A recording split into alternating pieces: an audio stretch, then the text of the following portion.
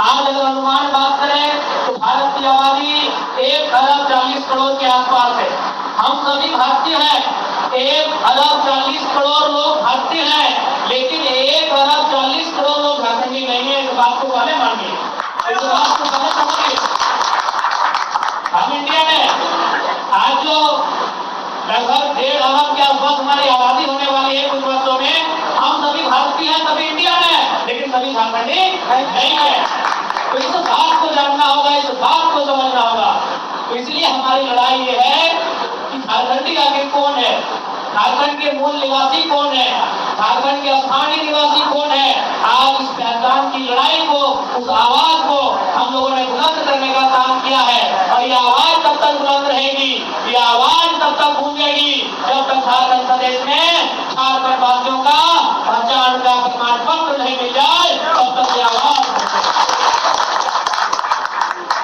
और इसके लिए हम लोग लगातार संघर्ष कर रहे हैं। इसके लिए लगातार हम लोग जिलों में, प्रमंडलों में जा रहे हैं, लोगों से जुड़ रहे हैं, लोगों के बीच अपनी समस्याओं से परिचित हो रहे हैं, अपनी समस्याओं का आदान प्रदान कर रहे हैं। और हमें पूर्ण विश्वास है कि झारखंड एक नए सवेरे की ओर बढ़ रहा है। अगर हम लोग नए सवेरे की ओर नहीं बढ़ते तो आज 8 लोकसभा की सीटों से 8 लाख वोट लेकर नहीं आते साथियों। कहीं न कहीं झारखंड नए सवेरे की ओर बढ़ रहा है। आज इसी लोकसभा में अभी वर्तमान सरकार के 2 विधायक भी चुनाव लड़े थे, माननीय गोविंद हेमब्रम जी, माननीय जवाहरलाल लिंडा जी। अब पता कीजिए उनका वोट परसेंटेज क्या है, अब पता कीजिए कितना वोट लेके आए हैं। शायद 50,000 वोट नहीं है। और हमारे इंडिपेंडेंट कैंडिडेट एक नहीं 4 लोगों ने लगभग 1-1 लाख के लमसम, 1.5 लाख, 1.25 लाख, मैंने खुद ऐतिहासिक 3.5 लाख वोट लाने का काम किया है। यानी ये संदेश है झारखंड इस राजनीति से उब चुका है।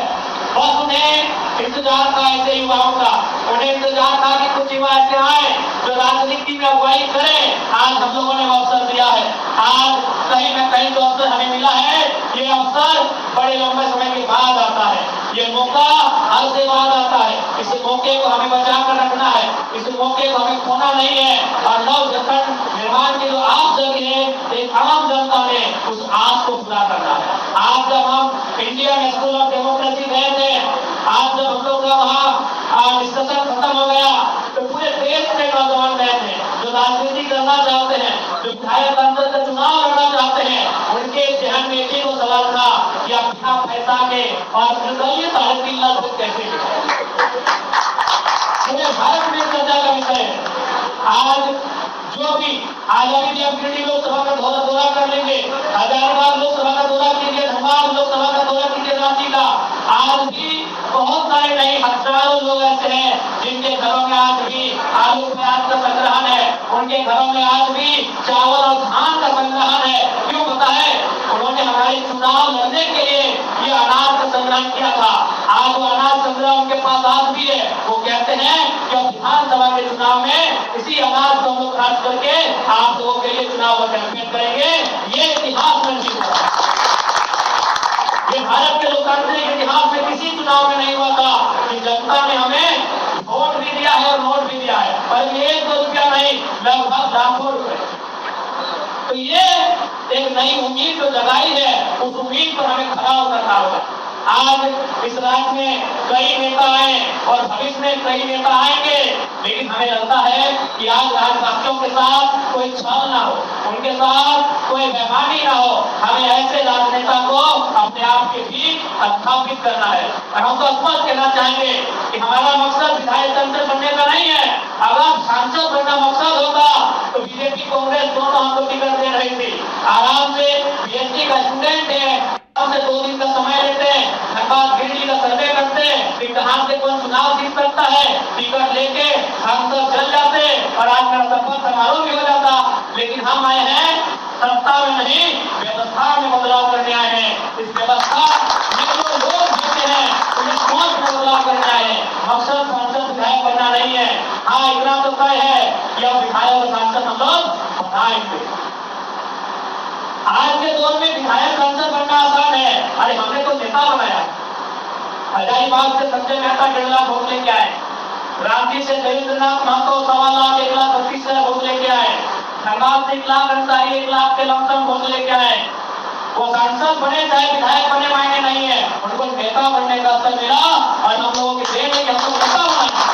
विधायक बनना तो आसान है, संजय सेठ सांसद बन गए, मंत्री बन गए, लेकिन जाके देखिए 4 लोग साथ में नहीं रहते। क्यों रहेंगे भाई? अरबों की संपत्ति है आपकी। भारत देश झारखंड राज्य गरीबी के दलदल में है, बेरोजगारी के दलदल में है, और एक सेठ जी अगर मंत्री बन के जाएंगे और उसी दबाव में, तो कौन आपके साथ जाएंगे?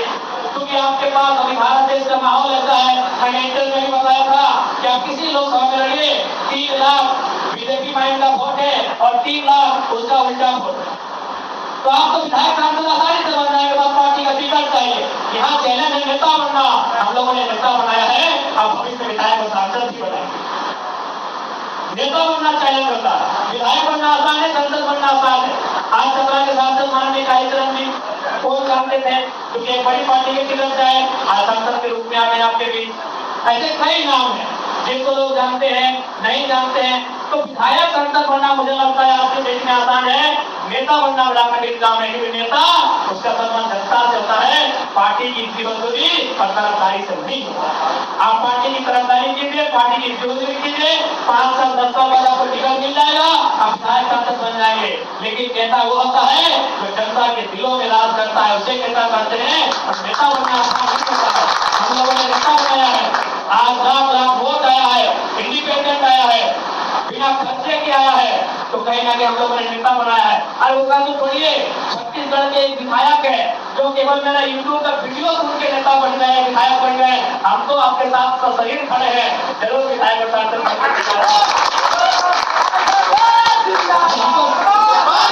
आपके बीच खड़े हैं। और छत्तीसगढ़ के नेताजी केवल वीडियो सुने और अपने आप को तैयार किए चुनाव के लिए। उन्होंने बकायदा हमें मैसेज भी भेजवाया, बहुत बहुत धन्यवाद कि आपके वीडियो को सुनकर हम विधायक बन गए छत्तीसगढ़ का। तो केवल वो मेरा वीडियो सुन के जब विधायक बन सकते, हम तो आपके सामने हैं, आपके चुनाव में आपके साथ रहेंगे, आपके कैंपेन में आपके साथ रहेंगे, आपकी रणनीतियों में आपका हिस्सा रहेंगे, आपके साथ कदम मिलाएंगे, आपके साथ मेरा कंधा मिलेगा। तो क्या चिंता है, जरूर यहाँ से भी हम लोग प्रधानमंत्री धरती से भी चुनाएंगे।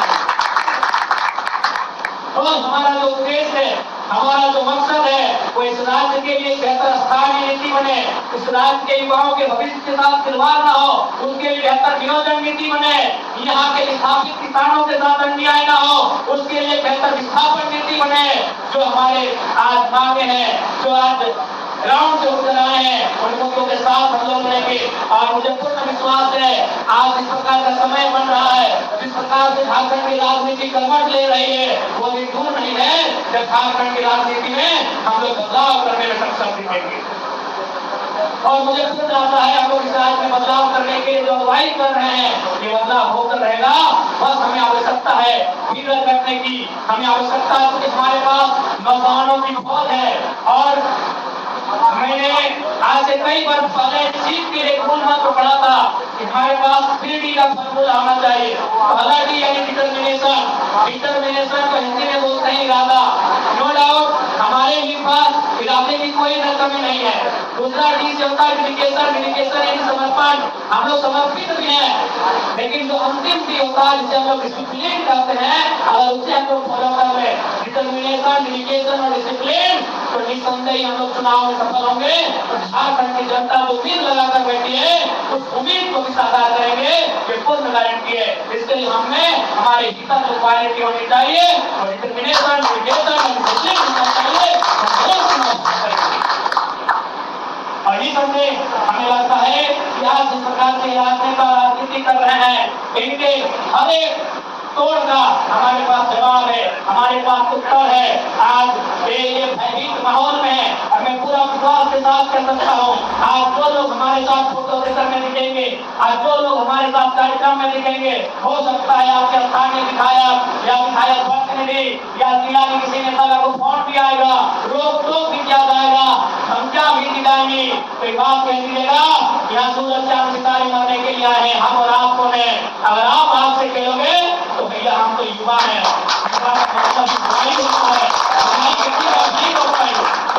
क्योंकि हमने देखा है यार, जो पार्टी 1970 तक ये जो पार्टी 1980 की वो धमकी देती है, हम 2024 की पार्टी है, अगर हम आपके व्यवहार में बात करेंगे तो क्या होगा?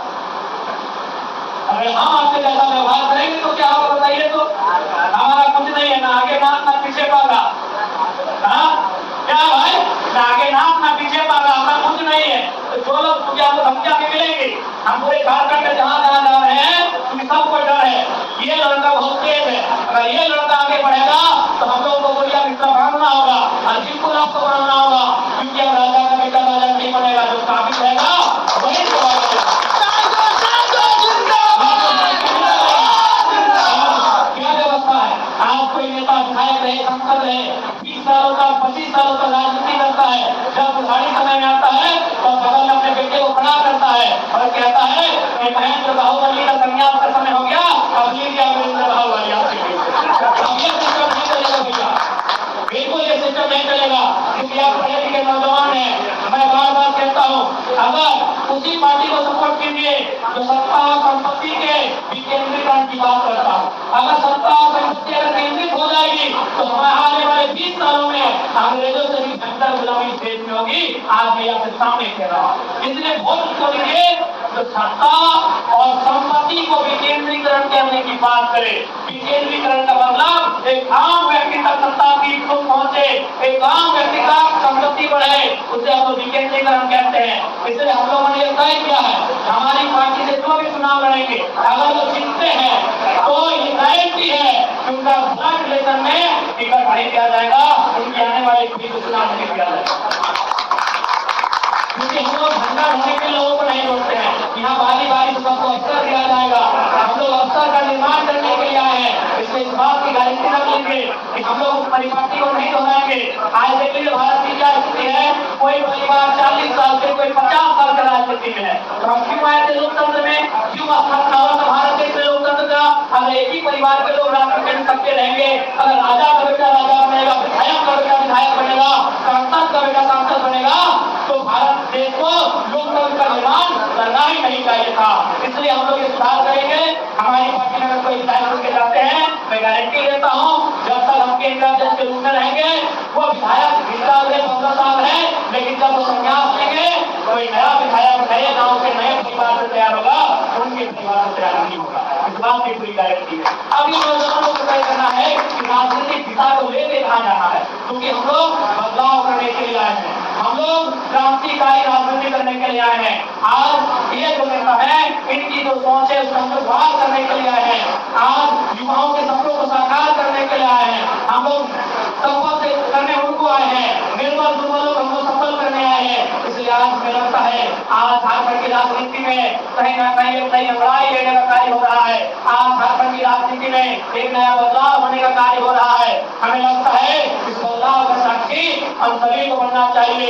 ये पलामू की अगर बात करें तो यहाँ एक गौरवशाली इतिहास रहा है, अगर हजारों साल की बात करें तो राजा मेहदी राय का इतिहास रहा है, अगर अंग्रेजों के कालखंड की बात करें तो नीलांबर सीतामढ़ी का इतिहास रहा है। हालांकि थोड़ा सा ये इतिहास थोड़ा फीका अंश में पड़ा जब अलग झारखंड राज्य की अलग लगी, तो चलिए कोई बात नहीं, एक नया अवसर आया है, अलग झारखंड राज्य ना सही, झारखंड नवनिर्माण की बात आई है। अब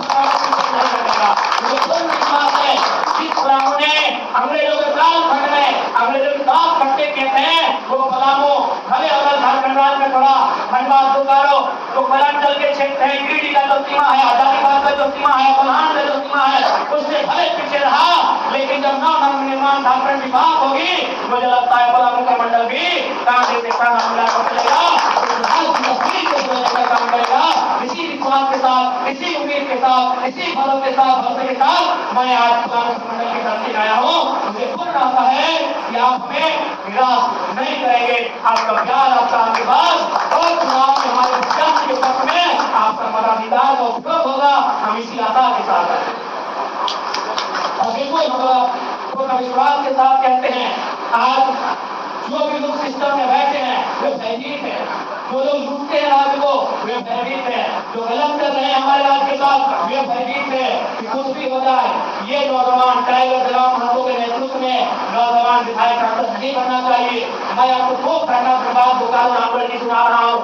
बोकारो में चंद्रपुरा सिटी केस नाम का एक जगह है, वहाँ उद्योग है, वहाँ ग्रामीणों की जमीन एक कंपनी ने लिया है। आप भी जानते हैं ग्रामीणों की जमीन ली जाती है, रैयतों की जमीन ली जाती है।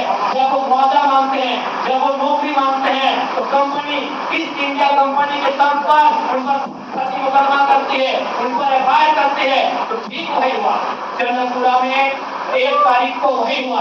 गांव वाले अधिकार मांगने गए, उनके साथ फर्जी मुकदमे हुए, लेकिन एक कंपनी के अधिकारी ने कहा कि केस को रोक के रखिएगा, 4 तारीख का इंतजार कीजिएगा। 1 तारीख को केस हो रहा है, कंपनी के अधिकारी कह रहे हैं कि केस को रोक के रखिएगा, 4 तारीख का इंतजार कीजिएगा। अगर जयराम कुमार महतो सांसद जीत के आते हैं तो केस वापस कर लीजिएगा, नहीं तो बहुत बड़ा हुआ है।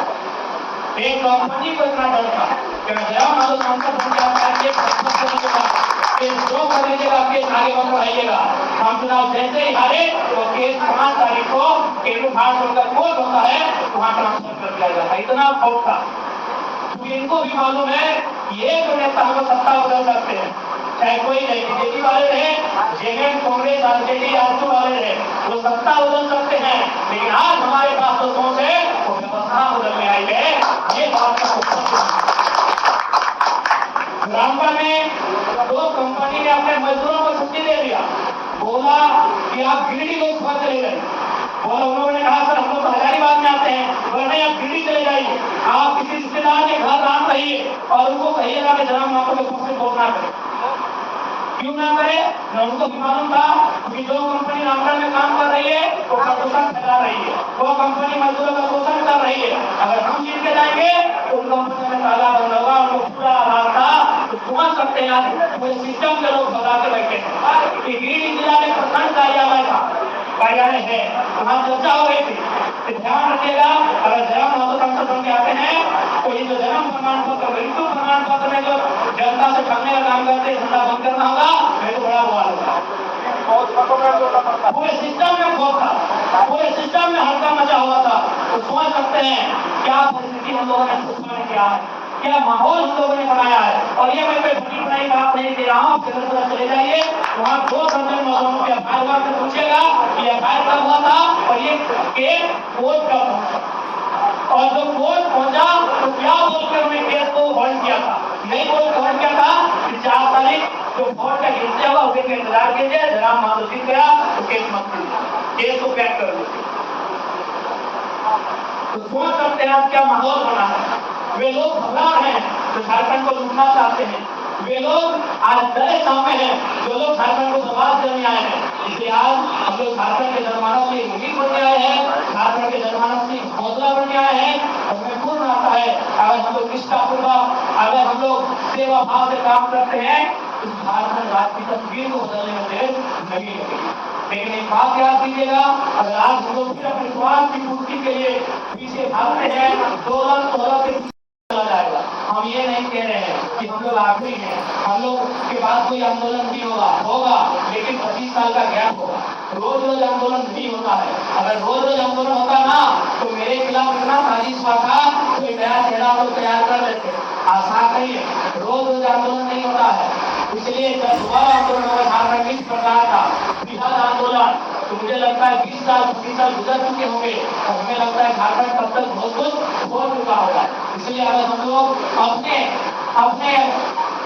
हित के लिए, अपने स्वार्थ के लिए अगर राजनीति नहीं करते हैं तो मुझे लगता है काफी कम समय में हम लोग राजनीति में स्थापित होंगे और झारखंड के नौजवान, झारखंड के गरीब गुरबे, झारखंड के आदिवासी मूलवासी, झारखंड के महिलाएं, झारखंड के किसान, झारखंड के मजदूर जो अपेक्षा हमसे रखते हैं उन अपेक्षाओं को हम लोग पूरा करने में सामर्थ्य रखेंगे, ये मेरा पूर्ण विश्वास है। आज पलामू प्रमंडल की धरती में, पलामू जिले में मंडल को एक नया सवेरा मिलेगा, ये पूर्ण विश्वास है हमें। और साथ ही साथ हम उस पर कहना चाहेंगे कि आज राजनीति में हम लोग आने का उद्देश्य भी यही था। आज इस भारतवर्ष में 28 राज्य है, 8 केंद्र शासित राज्य है। 28 राज्यों की अगर बात करें तो उनकी कोई न कोई पहचान है। आज अगर अनुमान बात करें तो भारत की आबादी 1 अरब 40 करोड़ के आसपास है। हम सभी भारतीय हैं, 1,40,00,000,000 लोग भारतीय हैं, लेकिन 1,40,00,000,000 लोग झारखंडी नहीं है। इस बात को पहले मानिए, इस बात को पहले समझिए। हम इंडिया में आज जो लगभग 1.5 अरब के आसपास हमारी आबादी होने वाली है, कुछ वर्षों में हम सभी भारतीय हैं, सभी इंडियन हैं, लेकिन सभी झारखंडी नहीं है। तो इस बात को जानना होगा, इस बात को समझना होगा। तो इसलिए हमारी लड़ाई ये है कि झारखंडी आखिर कौन है, झारखंड के मूल निवासी कौन है, झारखंड के स्थानीय निवासी कौन है। आज इस पहचान की लड़ाई को, उस आवाज को हम लोगों ने बुलंद करने का काम किया है। और ये आवाज तब तक बुलंद रहेगी, ये आवाज तब तक गूंजेगी जब तक झारखंड प्रदेश में झारखंड वासियों का पहचान का प्रमाण पत्र नहीं मिल जाए, तब तक ये आवाज।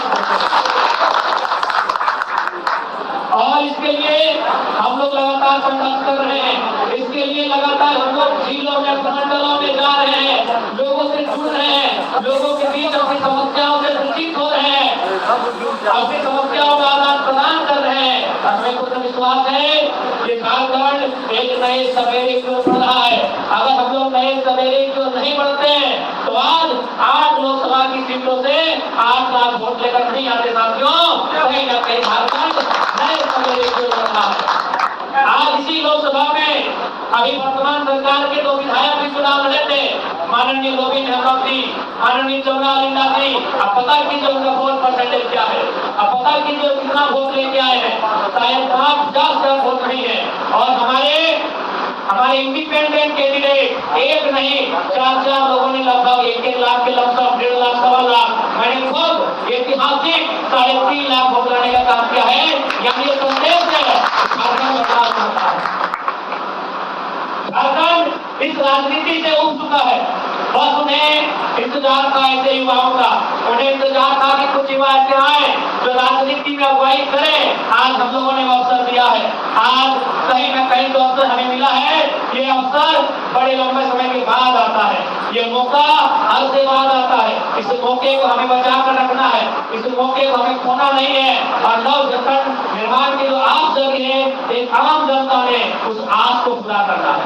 आज जब हम इंडियन स्कूल ऑफ डेमोक्रेसी गए थे, आज जब हम लोग का वहाँ डिस्कशन खत्म हो गया, तो पूरे देश के नौजवान गए थे जो राजनीति करना चाहते हैं, जो विधायक तंत्र से चुनाव लड़ना चाहते हैं। उनके जहन में एक ही तो सवाल था कि आप बिना पैसा के और निर्दलीय 3.5 लाख वोट कैसे पूरे भारत में चर्चा का विषय है। आज जो भी आगामी जब गिरिडीह लोकसभा का दौरा कर लेंगे, हजारीबाग लोकसभा का दौरा कीजिए, धनबाद लोकसभा का दौरा कीजिए, रांची का। आज भी बहुत सारे नहीं, हजारों लोग ऐसे हैं जिनके घरों में आज भी आलू प्याज का संग्रहण है, उनके घरों में आज भी चावल और धान का संग्रहण है। क्यों पता है? उन्होंने हमारे चुनाव लड़ने के लिए ये अनाज का संग्रहण किया था। आज वो अनाज संग्रह उनके पास आज भी है। वो कहते हैं कि विधानसभा के चुनाव में इसी अनाज को हम लोग खर्च करके आप लोगों के लिए चुनाव में कैंपेन करेंगे। ये इतिहास में नहीं हुआ, ये भारत के लोकतांत्रिक इतिहास में किसी चुनाव में नहीं हुआ था कि जनता ने हमें वोट भी दिया है और नोट भी दिया है, और 1-2 रुपया नहीं, लगभग लाखों रुपए। तो ये एक नई उम्मीद जो जगाई है, उस उम्मीद पर हमें खरा उतरना होगा। आज इस राज्य में कई नेता आए और भविष्य में कई नेता आएंगे, लेकिन हमें लगता है कि आज राज्यवासियों के साथ कोई छल ना हो।